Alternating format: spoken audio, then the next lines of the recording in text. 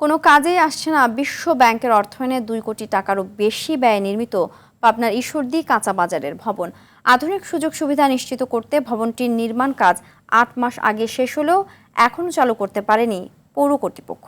ফলে অবকাঠামোটি এখন প্রায় পরিত্যক্ত। পাবনার ঈশ্বরদী থেকে বাইজিদ বোস্তামের তথ্যচিত্রে জানাচ্ছেন লিওন আজাদ। বিশ্ব ব্যাংকের অর্থায়নে প্রায় 2 কোটি 15 লাখ টাকা ব্যয়ে পাবনার ঈশ্বরদী বাস টার্মিনাল সংলগ্ন স্থানে নির্মিত হয় এই আধুনিক কাঁচাবাজার ভবনটি। স্বাস্থ্যসম্মত পরিবেশে বেচাকেনা নিশ্চিত করতে প্রাণী সম্পদ ও ডেইরি উন্নয়ন প্রকল্পের আওতায় এটি বাস্তবায়ন করে প্রাণী সম্পদ অধিদপ্তর।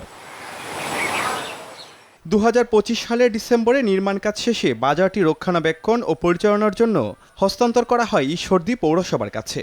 তবে হস্তান্তরের বছর পার হতে চললেও বাজারটি চালু করতে পারেনি পৌর কর্তৃপক্ষ। দীর্ঘদিন অব্যবহৃত পড়ে থাকায় ভবনের বিভিন্ন অংশে ইতোমধ্যে অযত্ন ও অবহেলার ছাপ পড়তে শুরু করেছে।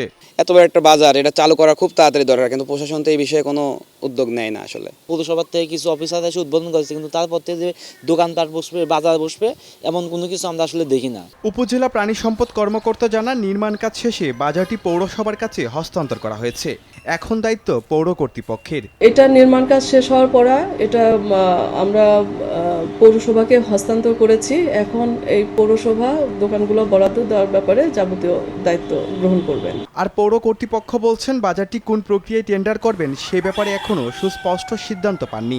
এটা কি প্রক্রিয়ায় টেন্ডার হবে এটা আমরা আসলে এখনো ইয়াতে নিয়ে আসতে পারি নাই। কারণ পানি সম্পদ অধিদপ্তরে ওনাদের সাথে কথা বলে যতদূর জানা গেছে, ওনারা বলছে যে 60% সাধারণ ব্যবসায়ীরা পাবে আর 40% পাবে হচ্ছে ফার্ম আছে বা খামার আছে তারা পাবে। বিপুল অর্থ ব্যয়ে এমন একটি অবকাঠামো নির্মাণের পর এভাবে ফেলে রাখা সরকারের অর্থের মারাত্মক অপচয়। সকল প্রশাসনিক জটিলতা কাটিয়ে দ্রুত সময়ের মধ্যে আধুনিক এই কাঁচা বাজারটি চালুর দাবি এলাকাবাসী ও ব্যবসায়ীদের। লিওন আজাদ, RTV।